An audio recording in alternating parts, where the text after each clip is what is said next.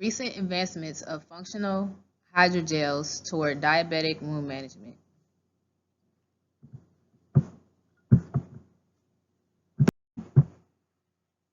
Diabetes is a chronic metabolic disease that is in the forefront of common diseases in the United States, causing blood sugar or glucose levels to be higher than acceptability for homeostasis. One affecting result of this disease is DFUs, or diabetic foot ulcers. With a rate of 30% of diabetics getting DFUs, the resulting factor is an amputation of the lower limb. For a diabetic patient, this could ultimately be fatal.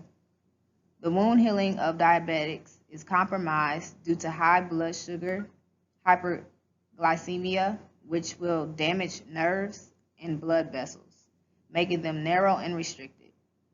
Another issue with diabetics, hypoxia, which is low oxygen levels in the body tissues that will slow the inflammation stage, which is the first stage of 3 in a normal healing process.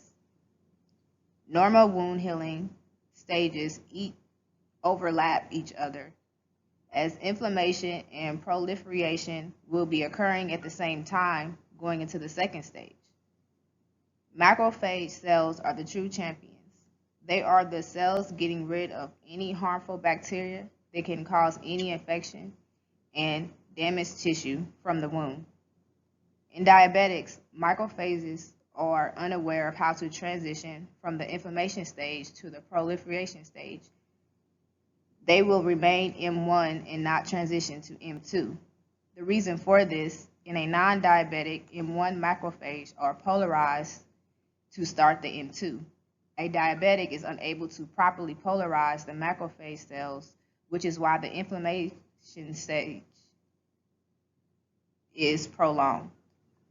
That is why hydrogels can play a part in coordinating a successful transition from the inflammation to proliferation stage, and finally, the remodeling stage of wound healing. I think it's just my accent. I noticed that too, because he's like, what are you talking about? Like, no, I'm really Hold not on. mad.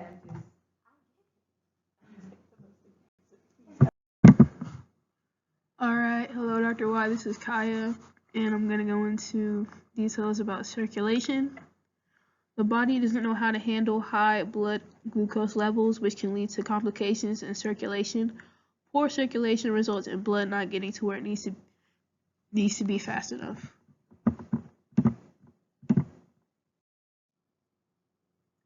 Alright, so continuing on circulation, high blood sugar causes glycation, which is when a sugar molecule attaches to a protein molecule without the help of an enzyme. When done at the scale of hyperglycemia, parts of your blood won't be able to function as they should within this increased traffic, reducing the body's natural immune response.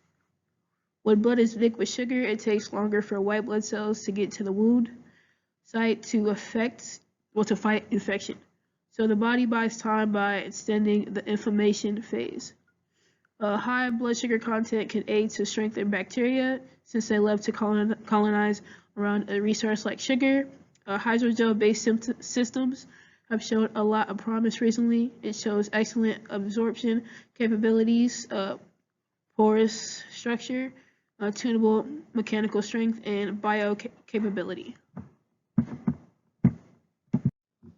Alright, so moving on, the macrophages during the healing process. Macrophages play a part in the process of wound healing. The pro-inflammation macrophages are present in the inflammation phase to eliminate invading microbes and damaged tissue. Pro-inflammation macrophages polarize into anti-inflammatory macrophages, initiating the proliferative phase of wound healing, allowing the inflammation to decrease. Hydrogels offer a more affordable option compared to other dermal products, which are either more expensive or possesses only a few of the pros that hydrogels provide. And then continuing, macrophages express a cell surface tyrosine kinase, which leads to the secretion of a growth factor, causing nearby cells to show an increase rate of duplication.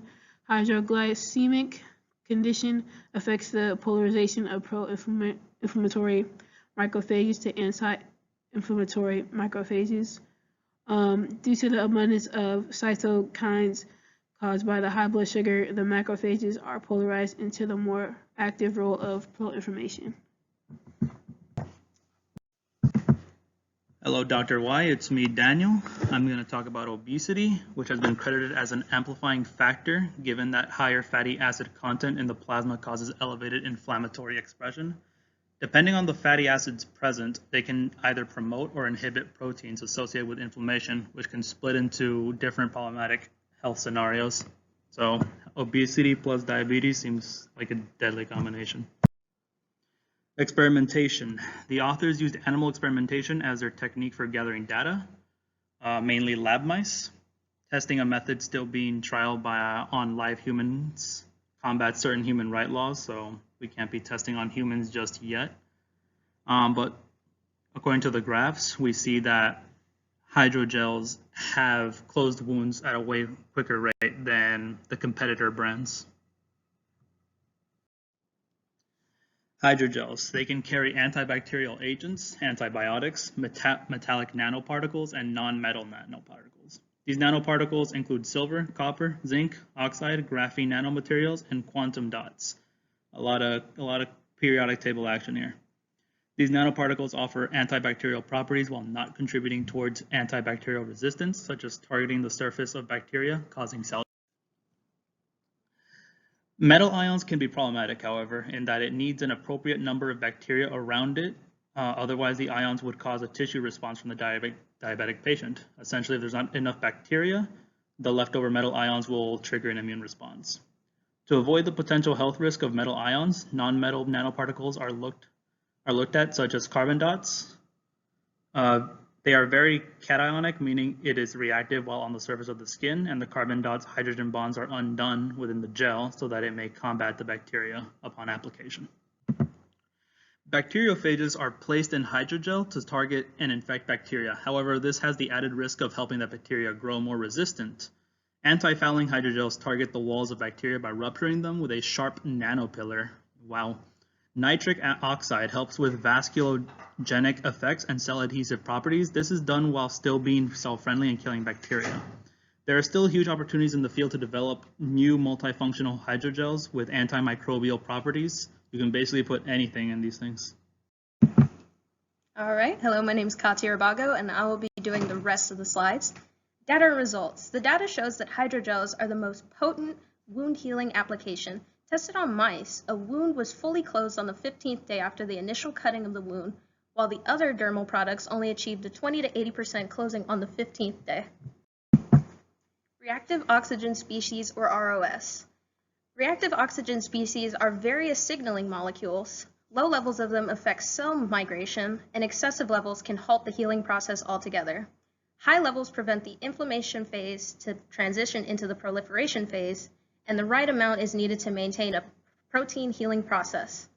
Hydrogels with antioxidants help eradicate excessive ROS, which are also known as ROS scavengers. Angiogenesis. Angiogenesis is the process of the formation of new blood vessels which supply nutrients and oxygen to cells and tissues. This process is hampered by hyperglycemia, inflammation, and ROS overproduction. All these instances restrict vascular formation and results in non-healing wounds. Angiogenic growth factors are unstable at diabetic wound sites where abundant proteases will break them down. Hydrogels to the rescue again. Guess what? These growth factors can also be placed in hydrogels. This projects the angiogenic growth factors without affecting their activities, allowing for proper vascular formation. Proven on animals very well, but few on humans. Difficult to treat humans with a single function hydrogel. Hydrogels continue to be useful. Macrophages are important in angiogenesis. Good thing we can put co-cultures of macrophages in hydrogels. These gels can cause the reduced expression of MI, pro-inflammation, to allow the M2, anti-inflammation, to take over. Artificially promotes macrophage polarization. This particular hydrogel has promoted epithelialization rates, granulation tissue thickening, and collagen disposition. Assets that help hydrogel application. Wearable sensors that detect pH levels signaling potential diabetic wounds, which are usually 6.5.